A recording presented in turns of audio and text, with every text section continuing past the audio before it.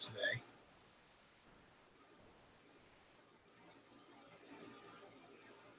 Okay, I think it's all right, good. So what I want to do today is kind of summarize the week's worth of readings by going through the rest of the best strategies document.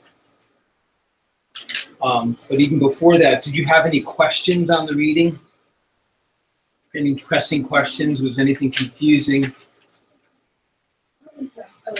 Okay, good.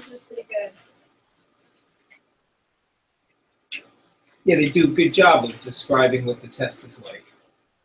Yeah.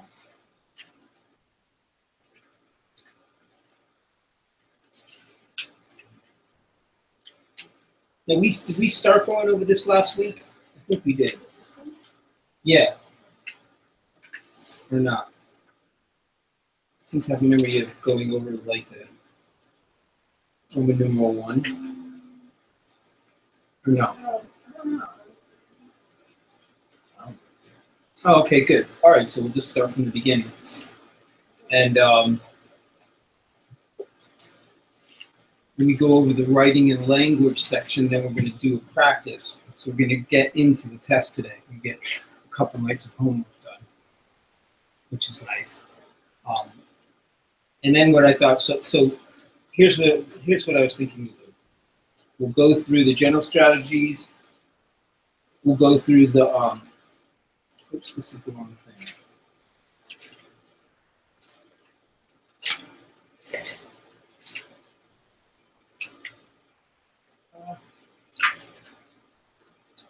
Oh, here it is, okay.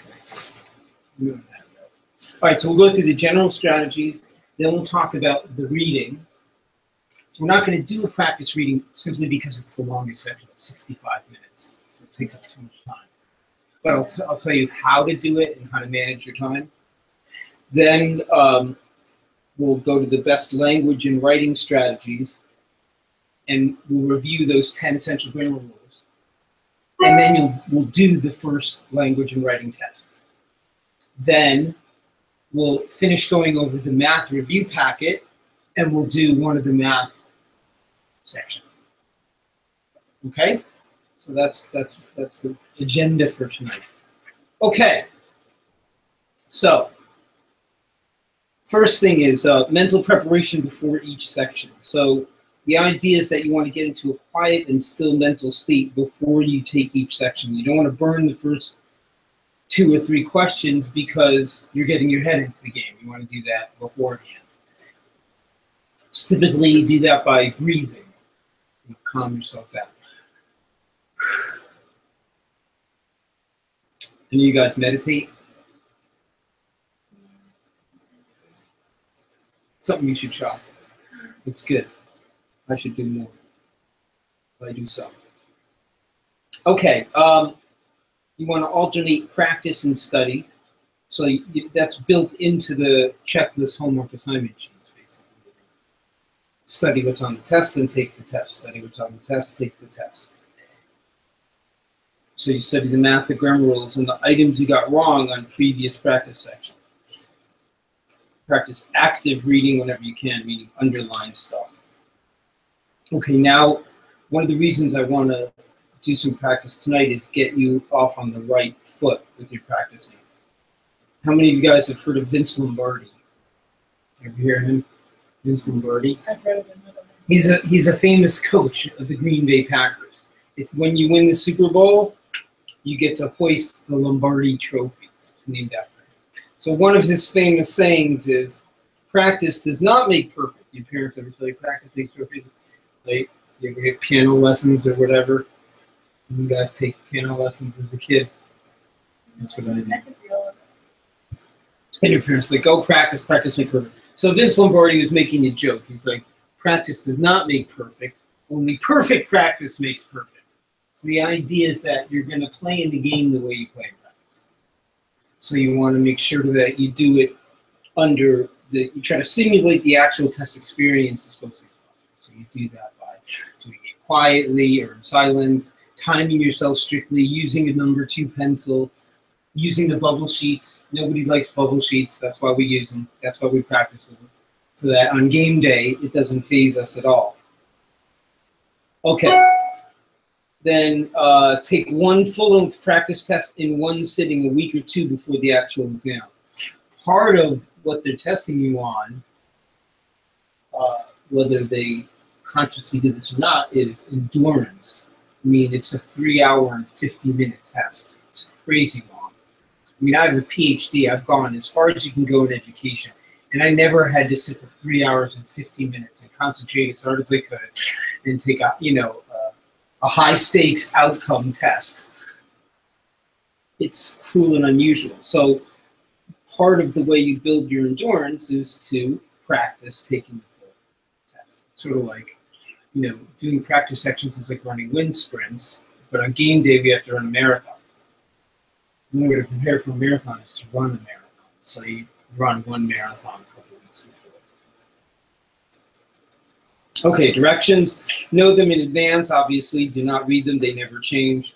When they change, they make headlines. Okay, so now the first actual practical strategy is F here. If two or more answer choices are very similar, neither one or none of them can be correct. So for example, if your answer choices for a writing and language item are, and this is literally lifted out of the book. This is an example. Right, however, therefore, by contrast, on the other hand, the answer has to be therefore. It's the only one that's different. I mean, think about it. How could they give credit for however, but not by contrast? We give credit for by contrast and not on the other hand. So you look for, if there are choices that are very similar, you can cross them out. Okay, guessing. This is new. There's no guessing penalty. So for years, the SAT had a guessing penalty. So this is good news for, they were making it more like the ACT. Okay, when should I or shouldn't I change an answer? This always comes up, so we'll try and nip it right here in the butt. You only change an answer when you find a mistake. Like if you do have a math problem and you're checking your work and you had like 2x equals 4 and you went x equals a half. And you realize, oops, no, x equals 2. That was a careless mistake.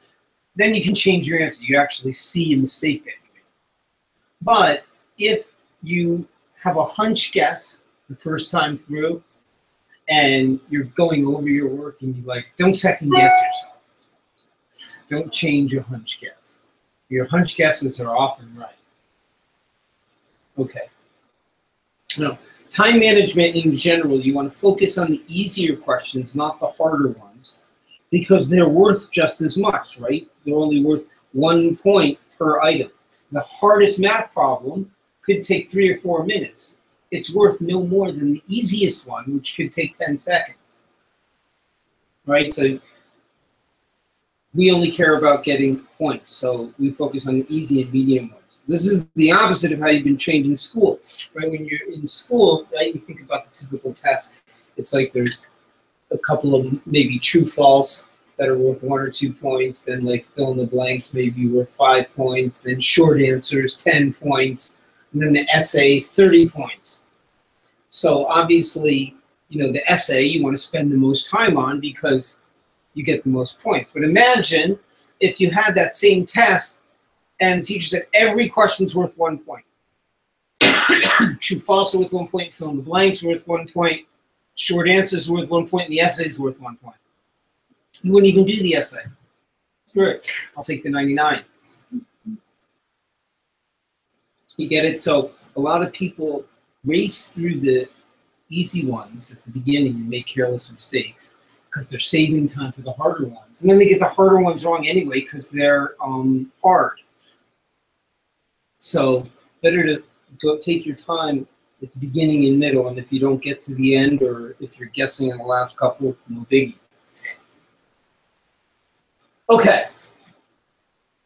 Dun, dun, dun. Any questions about that? All right, so best reading strategies. Let's see. Yeah, let's just take a look at the first reading test that you're going to do for homework this week in your book. It's the same test. So just flip open to your very first practice test, whatever page that's on. We checked last week, it's the same test as the first one in this book. I'm going to get this book this week, so we'll all be the same. So what is it on page 295? I just want to talk you through how to do this section.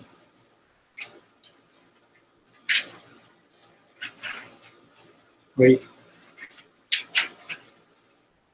Does it start with this passage is from Lydia Montoya's The Strangeness of Beauty? Okay, good. Okay, so I call these things the introductory blurbs. Right, they're usually a few lines. But so the first thing you do is read the introductory blurb. That gets your head in the game. Right? The setting is Japan in 1920. That's helpful. Right? Chi and her daughter Naomi are members of the House of Fuji, a noble family. Right? Good information to have before I start reading the passage. This is the literature one. Okay, so here, let's see how well you did on the reading. Does anyone remember how many passages are there in the reading section? What they are? There's 2 social studies history and 2 science. Yep. Science and studies. Yep, and then there's 1, it's 2 science, 2 histories, and 1 literature. So this is the literature one. So there's 5 passages, 65 minutes, so that's 13 minutes of passage, which is plenty of time. But that's how you can break it down. So you know, okay, this first passage, you know, you get to question 10, you can do a quick time check. It should be 13 minutes or less. You know, if I'm at 15 minutes, I got to pick up the pace a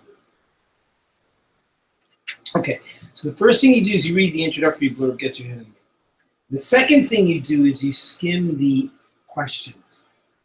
You don't read the answers, because that's just too much information, but you read the questions. Because frankly, the only reason we're reading this passage is to answer these questions. Right? We're not reading it for pleasure or to broaden our horizons or for our education, but at least not during the test, right? During the test. So we may as well know what questions we're going to have to answer right up front. And don't stress about memorizing them, but you know, you'll make mental notes so that as you read the passage, you're like, oh yeah, I remember there's a question about that. Now there's also something you should look out for. Almost every passage has, and you should have read about this in the homework, a pair of questions.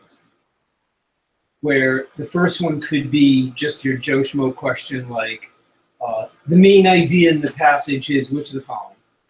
And then the next question is, which of the following is the best evidence for your answer in the previous question? So you do those questions together. Sometimes it's easier to figure out what the best evidence is, or looking at the evidence, you can discern what the primary purpose of the passage is. So that's why we read the question second. Then the third thing you do is you read the passage. And you underline individual words to keep your head in the game. I wrote a blog, I used to photocopy and hand it out, but about how reading comprehension is really a misnomer. It should be reading concentration. It's not like this stuff is impossible. It's not like Hegelian dialectics, which is ridiculously hard reading. I mean, this is reading we can all comprehend. The question is, are we concentrating at the time that we're reading it?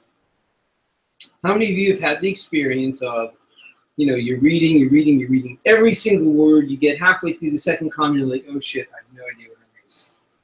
Does that ever happen? Yeah. Okay. So here's the antidote. You underline individual words. Because you can't underline individual words and space out. I mean, basically, when you're reading but not really paying attention, you're spacing out. It's sort of like you're in class and you're following what the teacher's saying. You can comprehend it. It's not hard. It's a new lesson. You totally get it.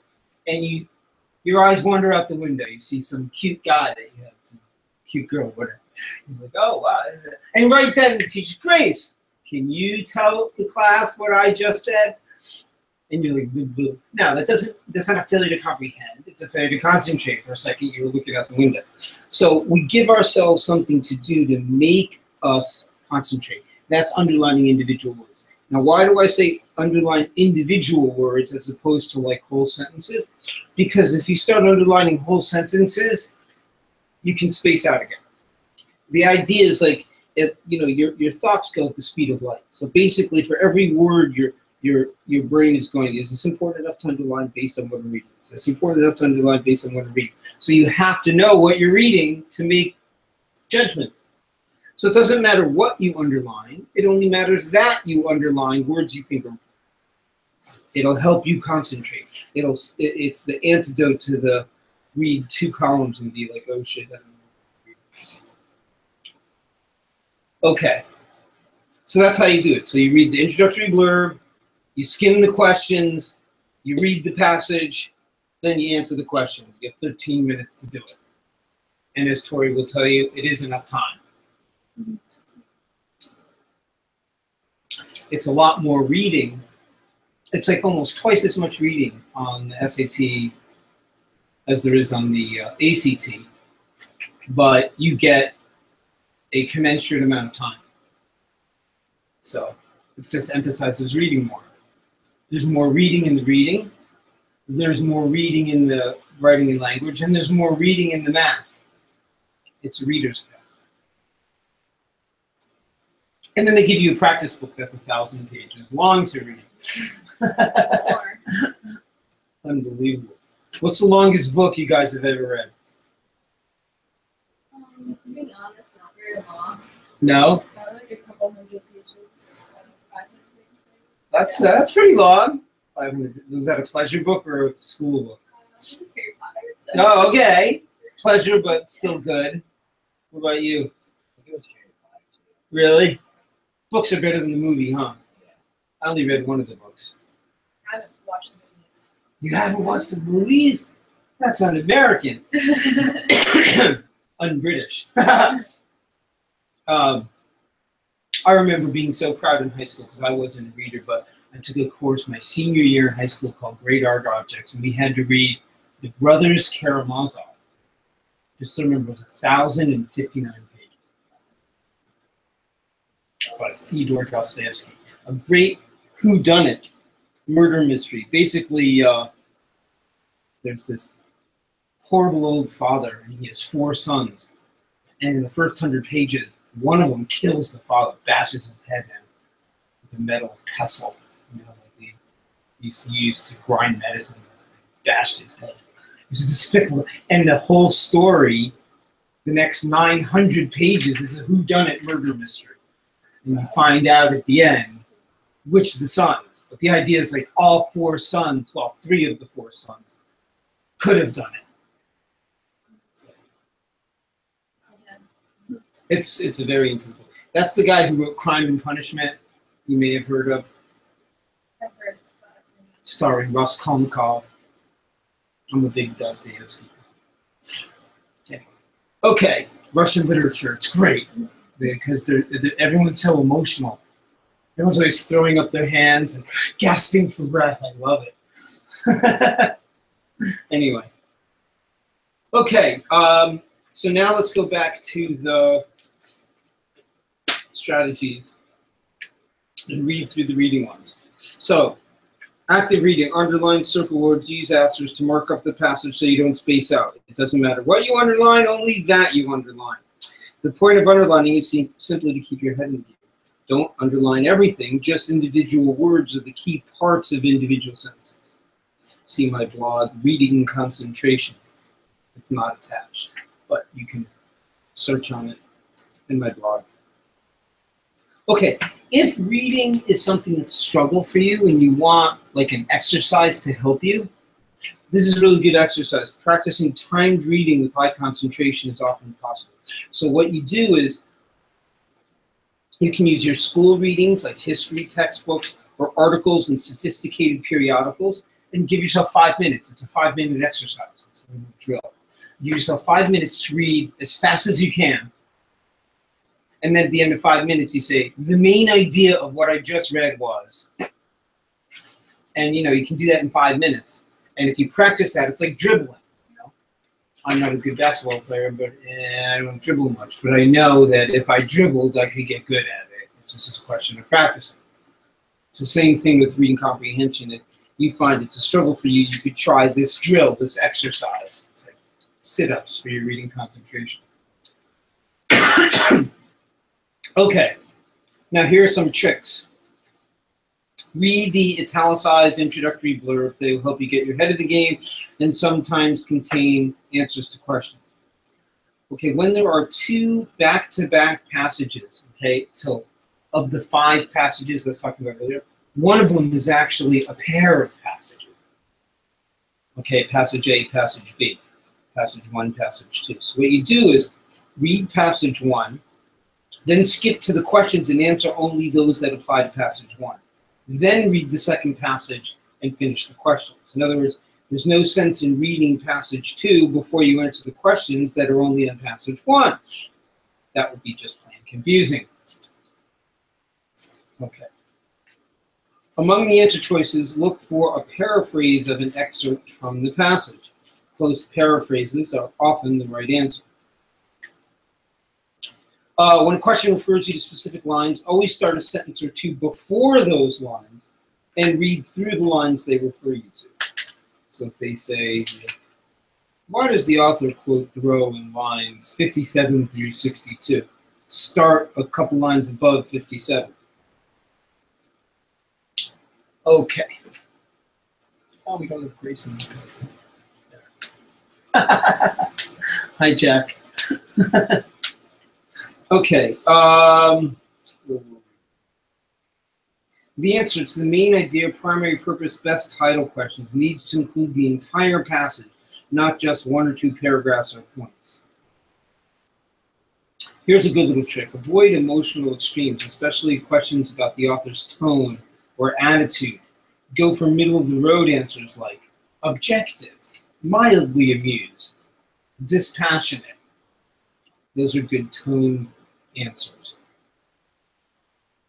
And then read the questions and answers carefully and literally. One word, especially absolutes and superlatives, can often make seductive answer choices wrong. If the passage said, most women in the 19th century were barefoot, pregnant, and in the kitchen, and then the answer choice says, all women in the 19th century, but nope, it said most, not all. Okay? Any questions about reading? Okay. Now, it's actually a mistake on the strategies. The next one should be language and writing, because that's the order they come. It goes reading for 65 minutes, then writing and language for 35, then math with no calculator for 25, then math with a calculator for 55. That's the test. And then your essay for 50. We'll talk about the essay next week. Did you guys read about the essay this week?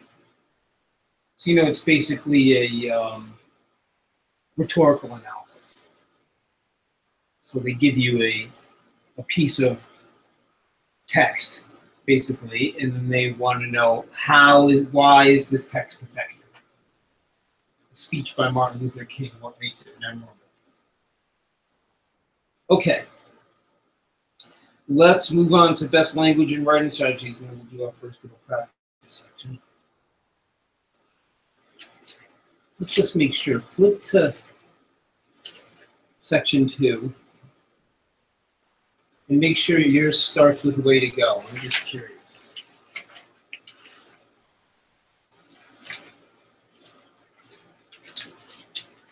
Yes. Okay, good. It's the same test. Good. All right, so let's quickly review the 10 essential grammar rules that we talked about last week. And, the idea is wash, rinse, repeat. Wash, rinse, repeat. Wash, rinse, repeat. So, I don't want you looking at the 10 essential grammar rules once or twice. I want you to look at it like 10 times. Same thing with the math review packet. Like, we're going over it once in class, but then you go over it like 5 more times on your own. 10 more times on your own. You want to be able to say, okay, the grammar rules are subject-verb agreement, pronoun antecedent agreement, misplaced modifiers, faulty comparisons, parallel structure, comma splices, idiomatic expressions, redundancy, punctuation, and paragraph structure. Bam. Right. That's how, right? So if you can do the 10 like that, you're going to get a rocket high score. I usually only miss 1 or 2. Sometimes they get me because they're tricky bastards. But for the most part, if you know those 10 rules, you're in good shape. Okay, so first of all, if it ain't broke, don't fix it. Right? So they want you to find errors, not offer alternatives. If it's right the way it is, then there's no change. Okay, try to read the sentence out loud, silently, of course, in your head, to use your ears to help you. If it sounds funny, it's probably wrong. Your eyes will often make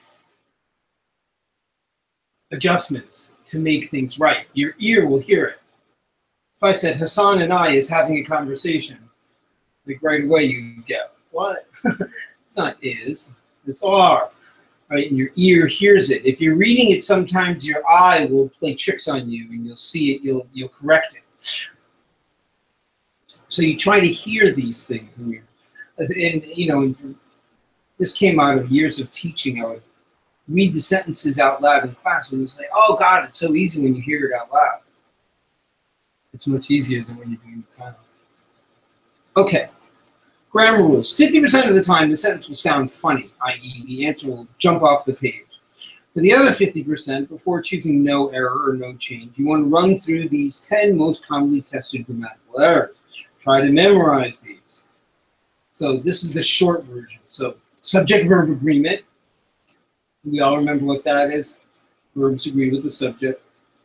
Pronoun antecedent agreement and clear reference. So a pronoun has to have, here's what I do. I would circle any pronoun that is underlined. And then you need to account for it. What is the noun that pronoun is taking the place of? And is it clear? If I said, for example, Tori and Grace were talking when her phone rang. So her is the correct agreement, but we don't know which one's phone rang. So that would be an unclear reference. So pronoun antecedent agreement. Okay, parallel structure. Remember, I always think of the wedding vows: to love, to honor, to hold, to cherish. I like to run, to jump, and swimming. Oops. Okay. Faulty comparisons. You have to compare apples to apples and oranges to oranges. So you can't compare authors to books or painters to paintings. It has to be painters to painters and paintings to paintings. Okay, misplaced modifiers, especially dangling participial phrases. Those are the ones like running down the stairs. The sneaker caused him to trip. That would mean the sneaker was running down the stairs. Okay. Comma splices. You can't take two independent clauses and splice them together with a comma. You can't say, we went to the store, comma, we bought eggs. You have to say, we went to the store and we bought eggs, or we went to the store where we bought eggs, or we went to the store, semicolon, we bought eggs. Any of those would be fine. Yes. Sure, yeah. Misplaced modifiers, dangling participial phrases, right. Those are the ones that, when you break them down, they turn out to be funny. Like running down the stairs, the sneaker caused him to trip. So like literally that means the sneaker was running down the stairs. You just say running down the stairs, he tripped. I mean, here's the grammatical explanation if you want. Participial phrases are adjectives. Adjectives always modify the next word in the sentence. The red house, right? So running down the stairs is actually a big fat adjective. It's a group of related words functioning as a single part of speech. That's the definition of a phrase. So a participial phrase is a word, a phrase that begins with a participle. Participle looks like a verb, but it's an adjective. So running down the stairs, that's obviously modifying a person. He tripped over the seat. Sometimes they're in the past. The past participle is like posted to the wall. She saw a sign announcing the dance. She wouldn't be, you got it. So it's she saw a sign posted to the wall. You got it. You're welcome. Okay, number 7, verb conjugations. We talked about swim, swam, swung, drink, drink, drunk. There's some irregular ones. And idiomatic expressions. So idiomatic expressions, remember, that's where you really want to use your ear. Right? You know idioms because you speak the English. Some of them, you have to learn. You get them wrong and you learn them. Like, everybody messes up enamored. People say, like, he was enamored with her. Or he was enamored by her. It's he was enamored of her. It sounds really funny, but that's what you say. He was enamored of her beauty.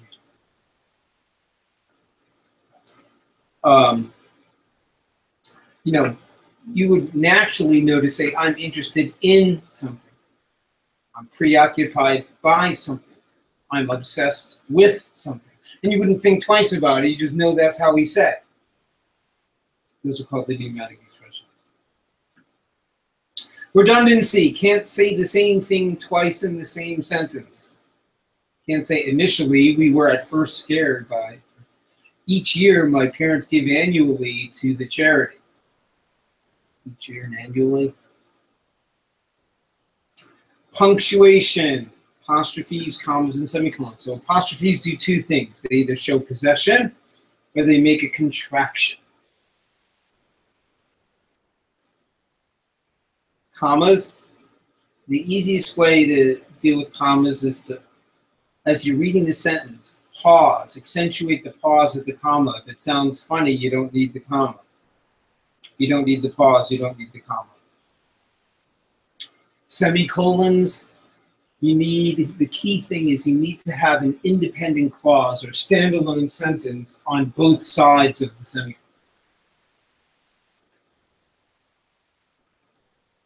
That's the key thing.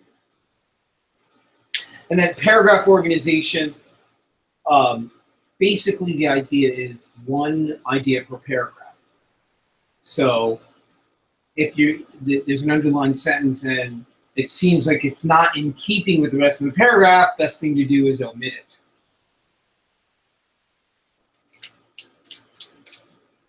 Okay, great trick. When you're not sure between 2 or 3 answers, always choose the shortest one. This is a highly effective strategy. Brevity is the soul of wit. One of my favorite sayings. Did you guys read Hamlet yet? Ah! What a shame. It's such a good play. It's one of the best things in life. It's right up there with chocolate. The best thing is ice cream. Are you going to read it this year? How do you go through high school and not read Hamlet? What the heck is wrong with our education system? You read it this year? Did you love it? You kind of have to say that now that I've built it over. Well, it's not your fault. If you don't love it, it's because you had a crappy teacher. I mean, it's hard, but once you're shown kind of the brilliance of it, it's like, whoa, that dude had it going on. Anyway, you guys need to read it. See it. It's pretty intense.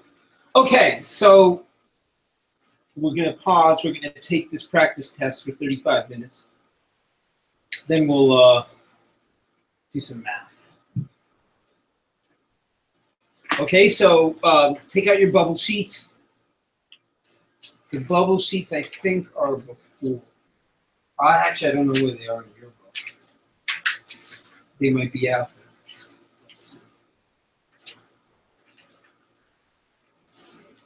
Which part are we taking again? The writing one? Yeah, we're doing the writing one. Okay. Where are the bubble sheets?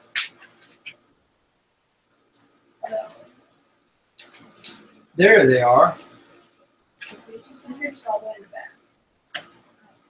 Weird. I don't know where the hell they are. This one's good.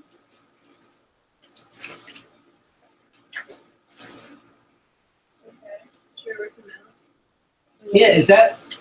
Just like parts of the department. There you go. Oh, so they're the gray ones. Thank you. Right, so just rip out the page that has section 2.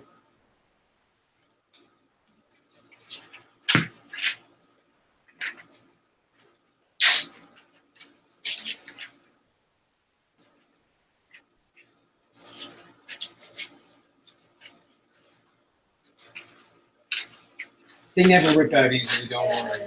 That's as good as I've ever seen anyone rip out a page. It always comes out. Boys struggle, especially. So don't worry about it. It's all jagged. I don't know why they couldn't put like perforation. I know, right? It's okay. All right. You got all the bubbles? That's what matters. There's a pencil sharpener right there. I see them, I just can't get to them. Here we go, got one. Yeah, let me see that. You need a sharp pencil. These erasers suck, by the way, so try not to change any answers. Okay. No, I mean, you can like X them out and put it in, but the erasers on these pencils just did not work out.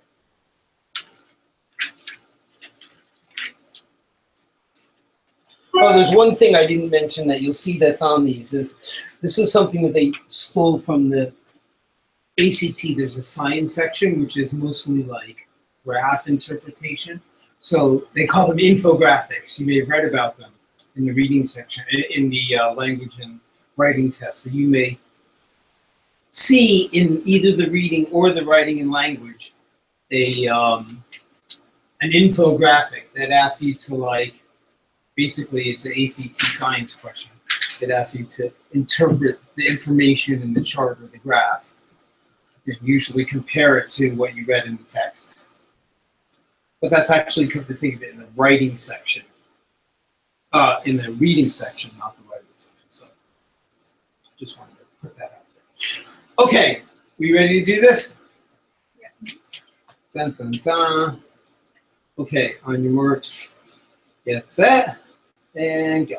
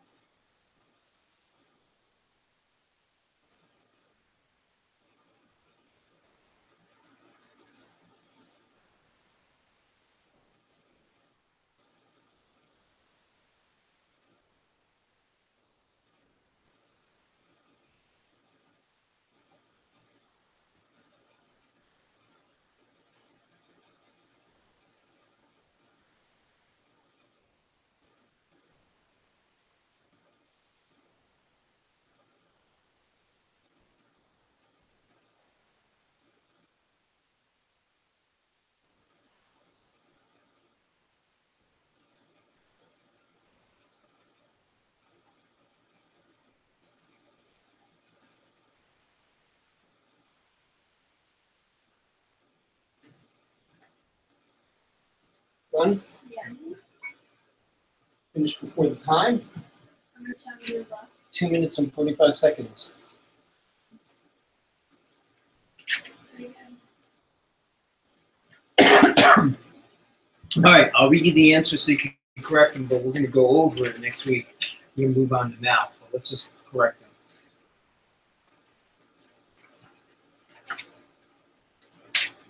them. Are the answers in this book? Mhm. Okay, I'll read them to you.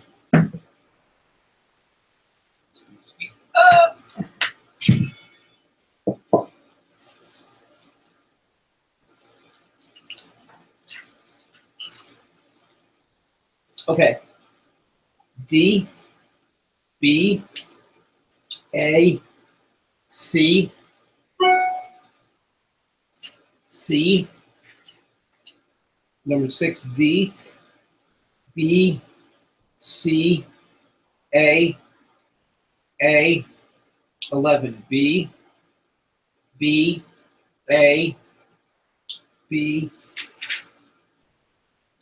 C, C, C, A, D, D, 21, B, E, D, D,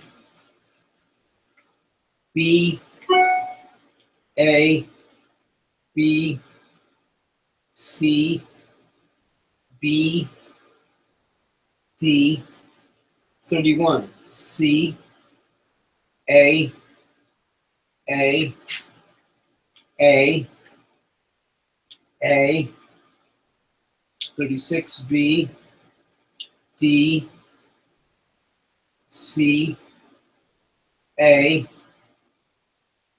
B, B, C, D, D. How'd that go? Okay. I got 8 Okay. Oh, it's a starting point. Did you see any of the grammar rules that you went over? Yes. Good. Okay. Let's time's up. Let's switch gears now and go to math. So why don't we start by finishing that math review packet.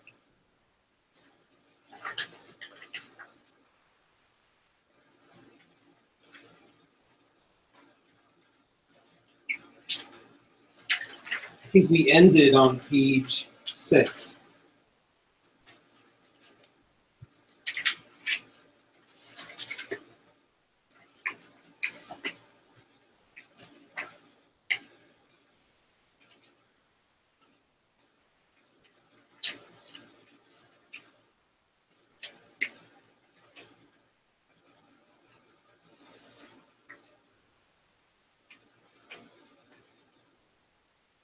Okay, so I think we're up to made up math. We'll just go around the circle again. So I'll start. Made up math. Whenever you see made up math on standardized tests, i.e. stuff that lies outside traditional algebra and geometry you learn in school, typically revealed in strange symbols like arrows, that's good news. It means they have to teach you everything you need to know to answer the question in the question itself.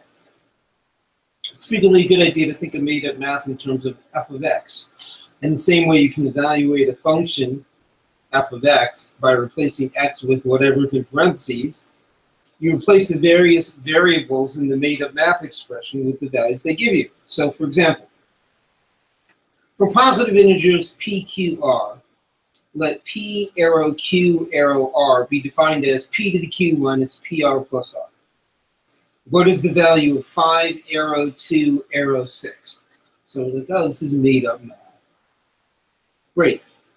But they're basically saying p arrow q arrow r, p is p to the q minus pr plus r. So it's the first thing raised to the second thing minus the first thing times the third thing plus the third thing.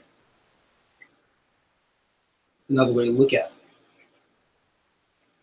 So basically, simply replace p with 5, q with 2, r with 6. So p to the q minus pr plus r becomes 5 squared minus 5 times 6 plus 6. Okay. Okay, pattern problems. What is the 257th term of the sequence? Write out enough of the pattern to see it. The key is to find how many terms are in the pattern. In essence, does it repeat every 3 terms, 4 terms, 5 terms, or what? Find the greatest multiple of the number of terms from 2 that is less than the number term you're looking for. In this case, 257. If it's a 4-term pattern, for example, that would be 256. The 5-term pattern, it would be 255. Then simply count to the number you want. Example, what's the 177th term in the sequence 3, 5, negative 2, negative 3, 5, and so on. This is a 4-term pattern because it repeats every 4 terms. That means every multiple of 4 will be negative 1. The greatest multiple of 4 less than 177 is 176. The 176th term is negative 1, and we count 1 more to get the 177th term is 3. Always simplify the givens and combine the terms. Given j plus k equals 2j plus 4. Immediately rewrite this as k equals j plus 4. Right? Okay. Do another one. Digits. Note there are 10 digits and integers between 0 and 9, including 0 and 9. Similarly, there are 100 integers between 0 and 99. Simultaneous equations. Whenever you have simultaneous equations, try adding, subtracting, and multiplying and dividing the entire equation to see if that helps. Most of the time, it will lead directly to the answer. Example, 2x minus y equals 8, and 2x minus 2y equals 4. What is x plus y? Rather than solving individually for x and y, and then adding them together, try this trick. Adding the two equations looks like this. 2x minus y equals 8 over x minus 2y equals 4. And so what you get is 3x minus 3y equals 12. However, this does not get us closer to the answer, so let's subtract. 2x minus y equals 8 over x minus 2y equals 4. You subtract them, and then you get x plus y equals 4, so the answer is 4. No, we don't give a proof what x or y is individually, so we never need to solve for them individually. Good. You guys get what I'm saying there? Try adding and subtracting the whole equations. It usually leads to the right answer. Okay, degrees in an n-gon. Any n-sided figure called an n-gon has 180 times n minus 2 total degrees.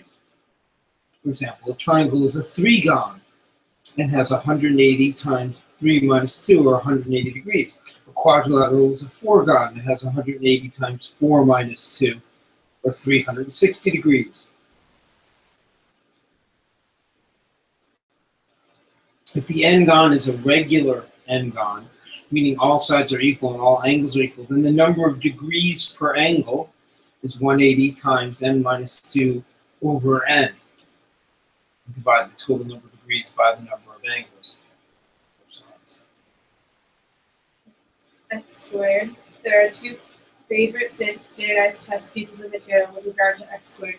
So if you see any problem involving x squared, you would do well to think of these two ideas first. Anything squared is at least 0. That is, x squared is greater than 0. Greater than or equal to 0. Numbers almost always get bigger when you square them.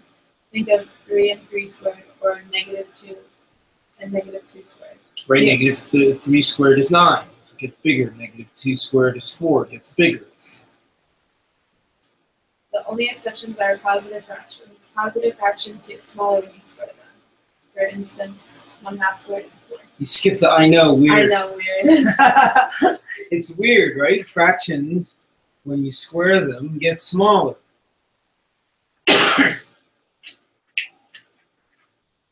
X and Y intercepts. To find any Y intercept, plug in 0 for X. To find any X intercept, plug in 0 for Y. Example, what is the Y intercept in the equation 3x plus 4y equals 12? Answer, plug in 0 for X. 3 times 0 plus 4y equals 12, y equals 3. Example, what are the X intercepts in y equals x squared minus x minus 12? Answer, plug in 0 for y, and then x equals 4 or negative 2. Wait, so to find any x-intercept, substitute 0 for y. Find any y-intercept, substitute 0 for x. It's that easy. So slope equals m equals y over 1 is It's change in y over change in x. change y, change x equals y base 2 minus y base 1 over x base 2 minus x base 1. Parallel lines have equal slopes. Perpendicular lines have negative reciprocal slopes. Right, you guys remember that? Parallel lines equal slopes. Perpendicular lines negative reciprocals. Thank you. Example 2, negative 1/2. Slope intercept form equals slope intercept form is y equals mx plus b. M is the slope. Note you must have one y equals mx plus b. There are 4 kinds of slope: positive, lower left to upper right or uphill; negative, upper left to lower right or downhill; 0, horizontal or flat; and undefined, vertical or not. Yeah, so the idea is like if you're riding your bike left to right, when you come to a positive slope, you're going uphill. You come to a negative slope, you're going downhill. 0 slope, you're flat. It's neither up nor down. But undefined slope, you can't ride your bike on. That's why it's not navigable. That's what I'm getting at. Okay, translations. How are f of x plus 2, f of x plus 2, 2f of x, and negative f of x related? When you add a number outside parentheses, the whole graph shifts up. When you subtract a number outside parentheses, the whole graph shifts down. When you add a number inside parentheses, the whole graph shifts left. When you subtract a number inside parentheses, the whole graph shifts right. This might be counterintuitive, so think about it for a minute. Right. The up and down makes sense. Positive is up, negative is down. But inside parentheses, positive is left, negative is right. When you multiply a function by a number greater than 1, it vertically stretches. When you multiply a function by a positive fraction, 0 is less than x less than 1, then it horizontally stretches. When you multiply a function by a negative number, it flips upside down. Parallel lines and transversals, 3 things to know for SATs and ACTs. Vertical angles are equal, angles on opposite sides of x are equal. AIA, that is, alternate interior angles are equal. Angles on the interior parallel lines and on the alternate sides of the transversal are equal. Interior angles on the same side of the transversal are supplementary. So those are the 3 facts you have to know about parallel lines and transversals. They're common.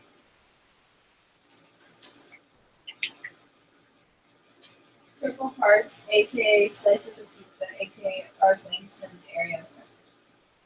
Arc length AB equals x over 360 times 2 pi r.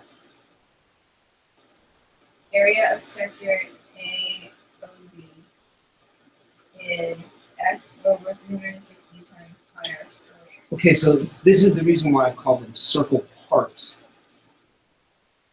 Arc lengths and areas of sectors are parts of the whole circle, right? An arc length is a fraction of the circumference, and the area of a sector is a fraction of the area of the whole circle. What fraction is it? It's the ratio of the central angle to 360. So you do 360 times the circumference, or x over 360 times the circumference, 2 pi r, that gives you the arc length AB.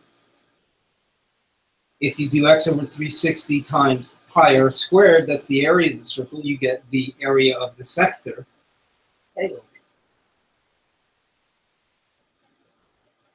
Okay. So what happens to the area of the sector? A pizza slice if you double the central angle, it simply doubles. The radius, it quadruples, i.e. multiplies by 4, since in A equals pi r squared, 2r squared equals 4r squared. Both the central angle and the radius multiplies by 3. Okay. Midpoint formula is basically the average of the x's, comma, average of the y's. So it's x1 plus x2 over 2 plus comma, y1 plus y2 over 2. Right, so think of the average of the x's and the average of the y's. To go halfway between any 2 points in the plane, go halfway in the x direction, halfway in the y direction. Distance formula, d equals the square root of x2 minus x1 squared plus y2 minus y1 squared. No, it's just the Pythagorean theorem. But you don't really have to memorize the distance formula. Because what you can do is, if they ask the distance between any 2 points, is you graph the 2 points and construct a right triangle around the 2 points, and then use the Pythagorean theorem. You're essentially creating the distance point. That's what it's showing you. If you take any point x1, y1, and another point x2, y2, you get 2 legs of x2 minus x1 and y2 minus y1. And when you apply the Pythagorean theorem, a squared plus b squared equals c squared, and solve for the hypotenuse, you get the distance formula. Okay. What? Yeah, your turn. Rate times time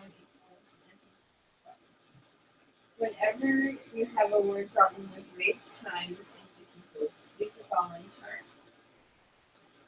Rate times time equals distance. Then just fill in what you know and use the fact that rate times time equals distance. Right, so case 1 might be uphill, case 2 may be downhill, on the way to the library, on the way home from the library. Those are the cases. So word problems, it almost always helps to draw a picture, make a diagram, or use a chart. It is always easier and faster to solve a word problem with one variable opposed to two. For example, if they say two numbers add up to 10, rather than calling one number x and the other number y and writing x plus y equals 10, it is easier in the long run to call one number x and the other 10 numbers x. Right. Then you're doing the problem with just one variable instead of two.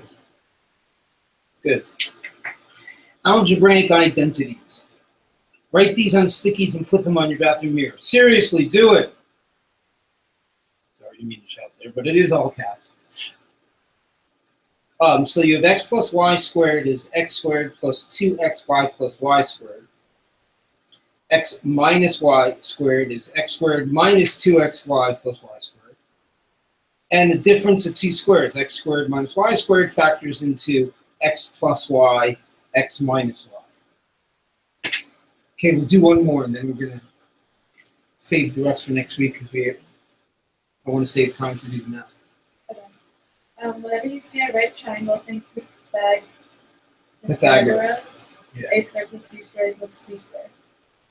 Example, what is the greatest straight line distance between any 2 points on a circular cylinder with a radius of 2 and a height of 5? Answer, construct a right triangle where the two legs are the height of the cylinder and the diameter of the base, and the hypotenuse is AB. Then apply the Pythagorean theorem. Yeah, man, Pythagoras. He was a Greek kook. He founded a cult based on numbers. You know what he did when he came up with the Pythagorean theorem? He was so pleased he went outside and sacrificed a cow to Apollo. All right, so different time, different culture. Oh, should I do the last one or is that the last? That was the last one because we need 25. We're going to do the non-calculator math, which is 25 minutes. It's the shorter one, and that'll take us to the end. So that's section 3. No calculator, 25 minutes, 20 questions. Now, one thing I should note before you start is what I call the cheat sheet. They give you a cheat sheet.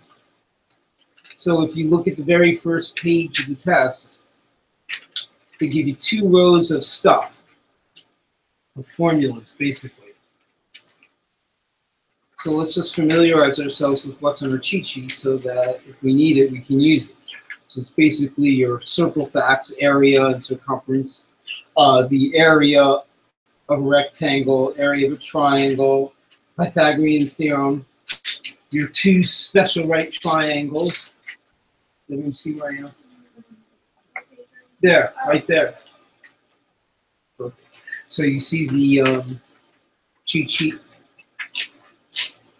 And then the second row is the volume of a rectangular solid, the volume of a cylinder, the volume of a sphere, the volume of a cone, and the volume of a pyramid.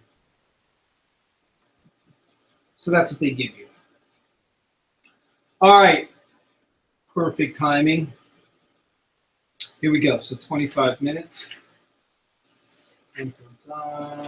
On your marks, set, get, no yawning. That's okay. Everyone ready? Okay, begin.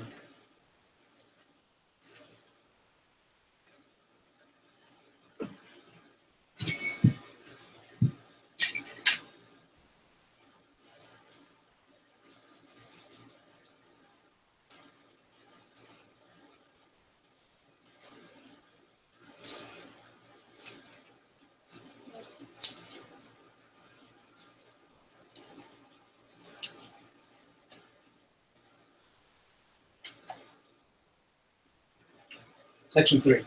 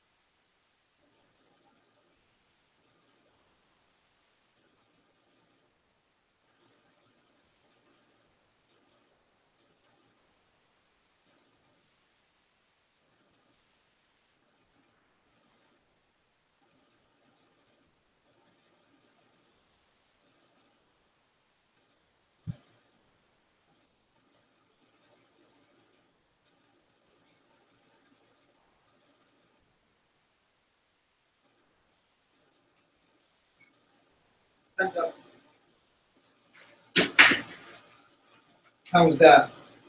As much fun as you can have at a swimming pool. You survived. All right. I'll read you the answers, and we'll call it a day.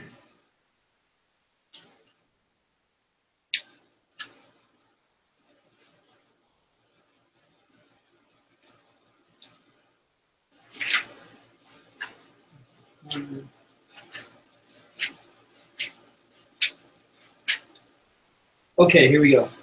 Number 1, D, A, C, B, C, A, B.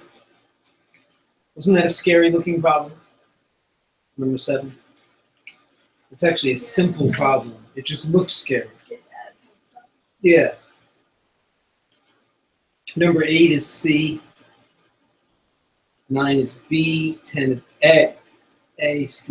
11. D. D. B. A. D. Number 16, the answer is 2. 17 is 1600. 18 is 7. 19 is 0.8 or 4/5. And 20 is 100.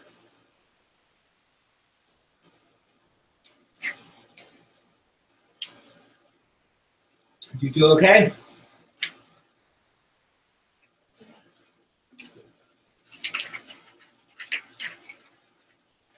Okay, that's a wrap.